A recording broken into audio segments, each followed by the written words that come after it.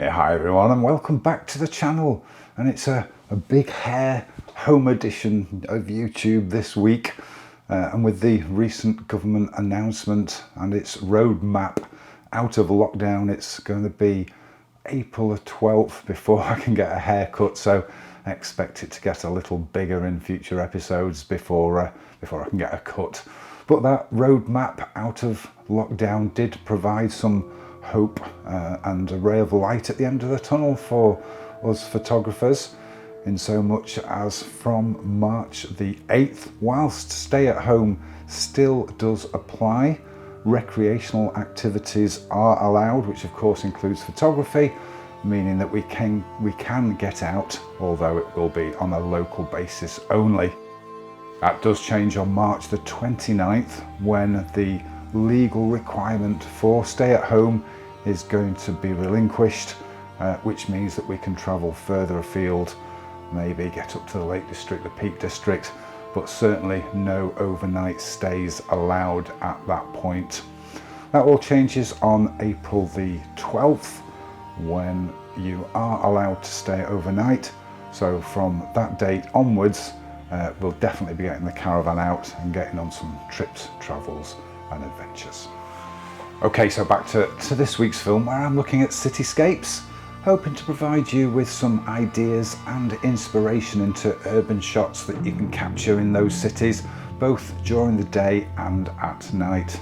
So starting with buildings, and remember to look up, not just in front and to the side of you. Here's a modern architectural image in the looking up at building style, taken in Manchester city centre. Being careful to compose those vertical lines correctly and keep them straight, contemporary and industrial style designed office spaces make for some fine images. And then in total contrast, in Gothic style, this emblematic edifice, Clare College in Cambridge, taken from Garrett Hostel Bridge over the River Cam. So if I'm in the city, I'm always on the lookout for interesting reflections. In today's modern metal framed and glass shielded buildings, the mirror-like reflections make for some really interesting and quite abstract images, like these in Manchester and London.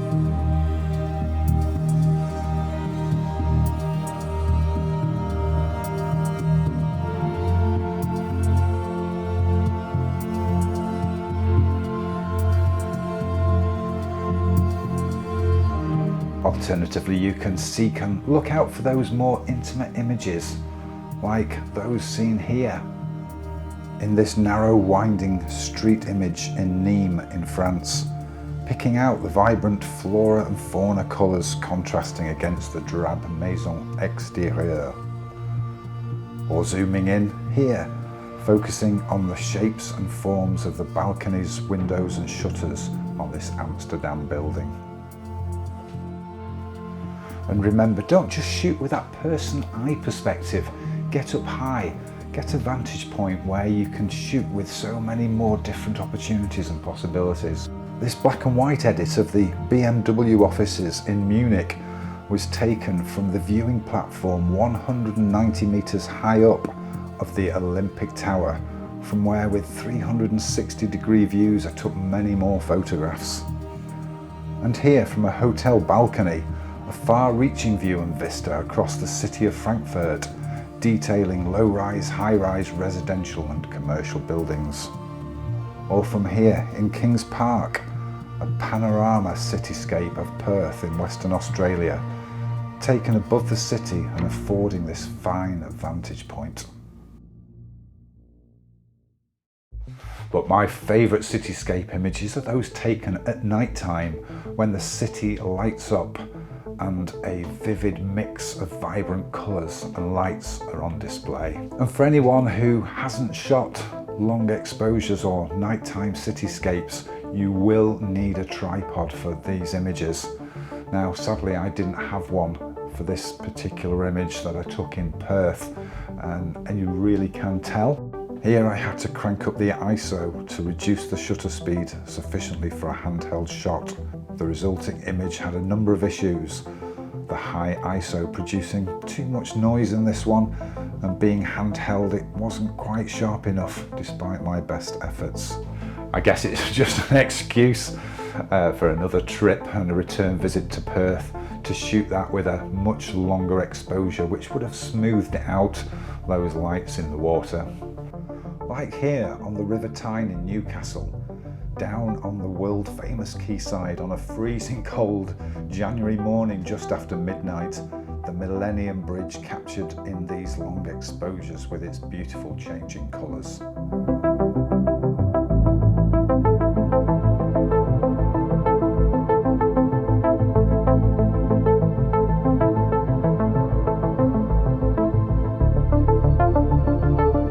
And then my favourite image of that morning, a long exposure, 42 seconds in fact, of the glorious Tyne Bridge in all its illumination, shot at f/22 to achieve those starbursts.